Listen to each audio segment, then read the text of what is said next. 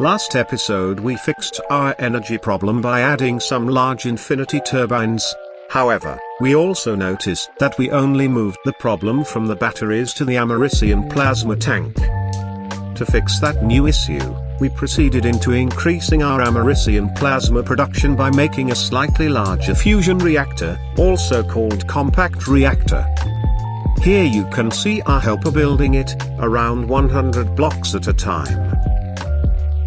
Now that the reactor can keep up with the turbines, we have a new problem. We are making too much Americium plasma and we can't cool it down fast enough. So we made a mega vacuum freezer. However, that was using too much power, so we instead opted for more turbines. Next we noticed that our plutonium was getting nuked. So we added more void miners to Vega. However, that made us run out of Agnes and our old setup couldn't keep up with the new usage, so we made a bigger production plant. Our old DBFs couldn't handle all the materials required for such plant, so we had to upgrade our cooking station. And that made us fall back to the original problem, which wasn't even a problem before we started making all of these things. Before we address again the production issue, we have to fix the transportation one. Our old laser could only carry 2 billion EU per tick, so we replaced the main line with better ones, which will hold up to 32 billion.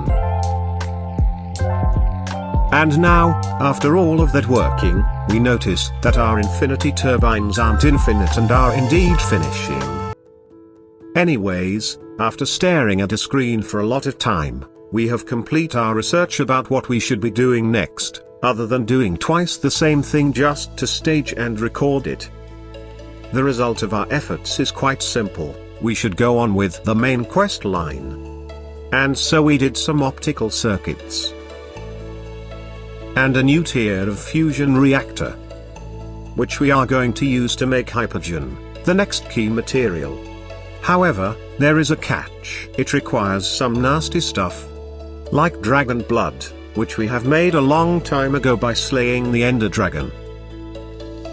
While it is crafting, we notice that cooling down that material into a mold takes quite some power, so we have to upgrade our machinery. And you have no idea how many times we have done this process so far. Next we realize it takes half an hour to make 1 ingot of hypogen. Due to reasons, we manually cool down the only ingot we have managed to make, so that we can go on with the quests. You can see how the gods are luring us, but we have already finished Portal, so we do know that the cake is a lie. We must not fall for it and keep going on. So we proceed into working towards the hypogen coils. But we can't even make infinity ones. While we wait for infinity to build up, we shall check the new power plant our new comrade has been working on.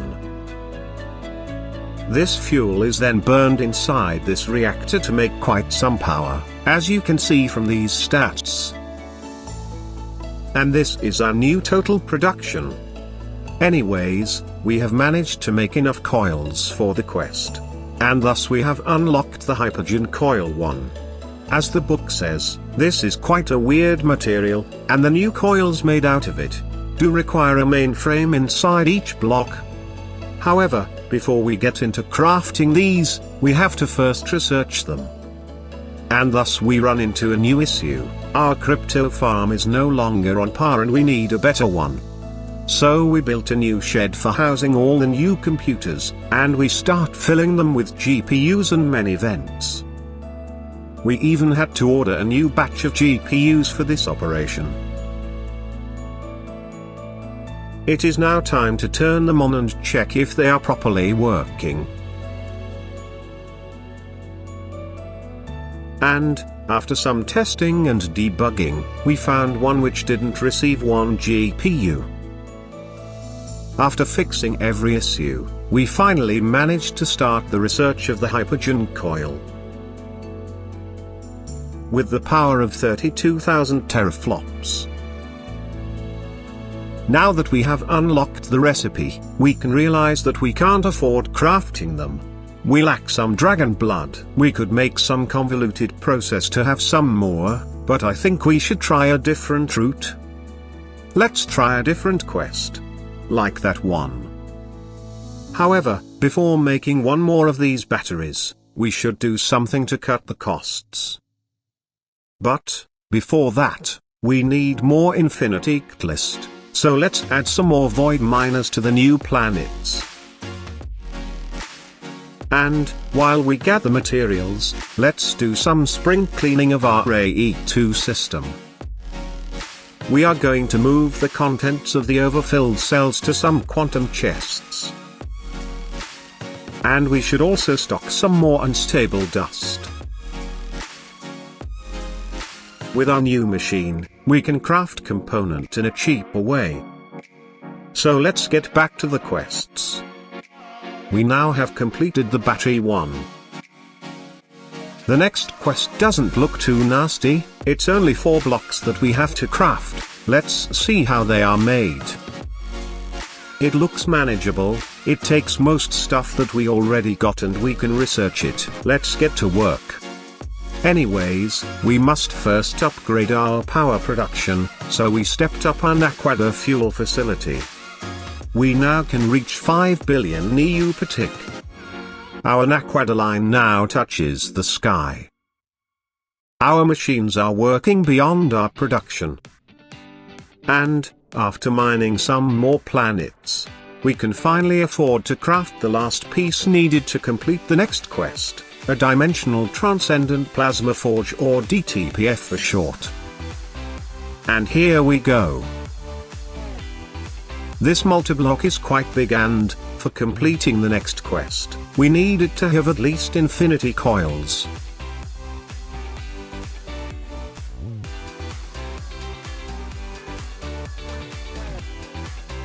And thus we have unlocked tesseracts and transcendent metal dust, which can be used for all kind of things. Many things have happened since the last time, but let's focus on the most useless ones. We have just noticed that managed to fill one experience obelisk. And it won't let us go over 3125 levels. However, we can eat some berries to go over that. Next, we had got this supposedly op node from our quest. If that one was overpowered, then, how do we call the node Berta just made? Meanwhile, our DTPF hangar has been stocking up some fuel for our DTPF. It runs on excited catalysts, which take quite a while to craft. One day, we will manage to craft a plasma mixer that will do all of these steps in a single machine and in 5 seconds, instead of 700 seconds over 32 machines. However, that plasma mixer is kinda expensive to craft. But, fear not, Berta got our back covered. And our batteries drained. Anyways, the day has finally come and we now have a working plasma mixer. But our power generation prevents us from using it, so let's work on a better generator. The power from nuclear fusion didn't last enough to make it capable of self-expanding. The power of Naquadar still wasn't enough for us. So we have decided that we have to take over a star and sip all of its power to sustain ourselves. We are going to shoot giant mirrors around a star and have them focus all of its power on our receiver tower, thus building a Dyson sphere. Here you can see how much stuff goes inside the satellites that we are going to keep shooting around the stars we will take over. We will have to keep making new ones, since sometimes they will collide and thus get destroyed. Meanwhile, Bertu is taking care of the receiver tower and satellite launcher. And, exactly when we thought we were done, we found a better star to harvest, so we moved everything over to a new planet. And here we go. This is the full structure with its dedicated crypto farm to help it calculate the trajectory of the satellites so that they will crash left bottom. It is now outputting 138 billion NEU per tick, and it is not even close to being fully loaded. This is just a test run. We also have this magic wall which blocks meteorites but lets satellites pass. Anyways, guys, Building this structure took longer than expected due to some expensive parts requiring a couple of thousands of UIV motors. And, during this time, many things have happened all around our base. Let's see some of the less interesting. We have managed to almost fill all of our CPUs. We have crafted one new EV capacitor. These require 8 really ultimate battery, and their only difference is that they can interact with the wireless energy network 100 times faster. The wireless energy network is a virtual battery that can hold an enormous amount of power which Lapotronic supercapacitors can balance against. We also had made a fuel that was able to produce 18 billion EU per tick, to help us build our Dyson sphere. We have upgraded our carbon production using weird tricks. We have pushed the maceration stack to its limits. We have reached teravoltage energy tier. Next we made a digital singularity cell, so that we can finally stop voiding stone dust. And I almost forgot, this is our old plotline, which produces some dusts and is quite laggy. So it is time to use this handy machine which can do the work of all of these machines alone and can also do infinite parallels. Here you can read by yourself this funny detailed description of how exactly this complex machine works. This machine is so good that we have made some more right away. We are going to use it for plastics, rubbers and other stuff. We have also increased the size of our fusion tower. New PCB plant. Bigger Radix factory. And many more things.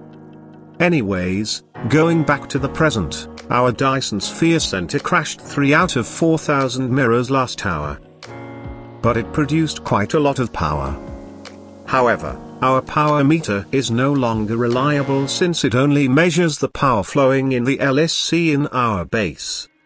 Anyways, we should keep focusing on the main quests if we want to succeed in our Stargate mission. The next quest requires us to bend reality at our own will. This means to liquefy space-time and then mold it into a solid ingot. To do so, we first need to upgrade our DTPF at Hypergen tier. Today we are going to do a few upgrades to our base. Like adding a few more fusion reactors. Or adding some more bacterial vats. And maybe a second space elevator. We could also rebuild our AE2 controller. Or have a few more alloy blast smelters. Or some more generic purpose machines. And we must not forget to upgrade our DTPF. I mean, not just the coils, we need it to be bigger. However, getting there has not been easy. We also had many misadventures during this journey.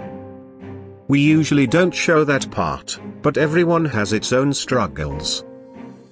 Anyways, let's now see some more details of our progression. Now that we have access to space-time, we can make eternal singularity in a cheap way. We no longer need to mine hundreds of chunk for it. We have a machine that uses more than a Dyson sphere worth of energy. And a new laser for power transfer.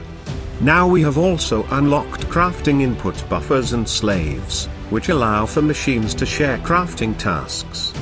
And here you can see why we had to go to such lengths. These are the materials in queue. For the next upgrade, we are going to need some eternal coils, which are made out of optical mainframes and space-time. Out Hypergen DTPFs require 8 Hypergen ingots to make one space-time ingot. When we will have eternal coils, it will take no Hypergen to make 4 space-time ingots. The other thing we are going to need for eternal coils are optical mainframes. So we made a facility dedicated to its production. By the way, we have started using infinity cables. We are using the double ones not because we need their amperage but because we already had crafted them and are too lazy to make a new pattern for the single wires. And the real reason why we are using these is because now infinity is a waste byproduct. It is being made passively here. we have a DTPF dedicated to making transcendent residue, which is required for space-time and Shiraban. However, working infinity takes quite some power and time. And our machines are starting to get clogged by all of the crafting tasks. So we added even more slave machines to help the main ones finish all of these craftings. And we even had to start labeling them to remember what they are doing. However, there are some which I have no idea what they have been built for. Hopefully Beta will be able to help us. After making all of these machines, we have finally managed to obtain the so wanted Eternal Coil DTPF. However, making all these coils required a lot of optical mainframes, which contain quite some holmium dust, which is currently being made by this old setup. It's so old that it still runs on EV in some parts. We could overclock it, but the best solution is to tear it down and replace it with a quantum force transformer. However, we need a tier 2 one for this recipe, which requires some plasmas that take way too long for a single fusion reactor Mk4. So we are going to start working on a compact fusion reactor Mk4. And it was then that we realized that this crafting is scary. I mean, just look at it. It takes ages just to scroll the absurd amount of stuff that goes inside it. And I have no idea of what voice lines to add while I'm scrolling. That's probably the worst part. Not to mention the power usage and the fact that all of our new machines are clogged again. And thus new arrays of machines shall arise. Some time has passed and we now do have a compact fusion Mk4 reactor. And a tier 2 quantum force transformer, which has already made enough holmium for the rest of the year. I mean, day. Now that we can make more optical circuits, we can add 2 new layers to our optical facility. And thus unlock the last tier of circuit, which allowed us to reach the UMV tier. Now that we have UXV circuits and UMV parts, we can finally craft a Deep Dark Brittle. Deep Dark is a place where every mineral that can be seen on any ice spawns. And so we can move all of our void miners there. Mining every existent mineral means that we are also mining holmium, which is not an issue anymore thanks to our new QFT. Next, we need UMV hatches to progress. These looked easy to make until we realized that the UMV superconductor requires dragon blood to be made. The only way to make it in industrial amounts requires a machine that needs some magical parts to be made. The process of obtaining such machine required some questionable methods, like doing weird farms, laggy and buggy farms, which I should have not come close by. We had to make weird altars and weird rituals that ended up creating a new civilization on otherwise dead planets. And after defeating pixelated bosses, we have finally obtained the machinery that will produce the so-wanted dragon blood. Meanwhile, we have also made a few more DTPFs. But they were still too slow, even though they are eating half a Dyson sphere worth of power. But, before making more, we had to take a look at the fuel production. Adding more fusion reactor did not help. So we will have to work on something that will take care of it once forever. But that machine is kinda complex to make and it does not have a quest about it. So we shall take care of it next time, and for now just move on with some more energy production and do one more quest of the main line. We are now going to craft a GigaChad token. We make a pattern for it and add it to the others in our DTPF cluster. Just look at how Chad that texture is when mixed with the others. And we then proceed into starting its crafting. And, after some time, we have finally proved of being worthy. And so we can now waste some time and play Snapcat. And I think it is now a good time to close this episode. Next time we will be working on Eye of Harmony. Bye bye.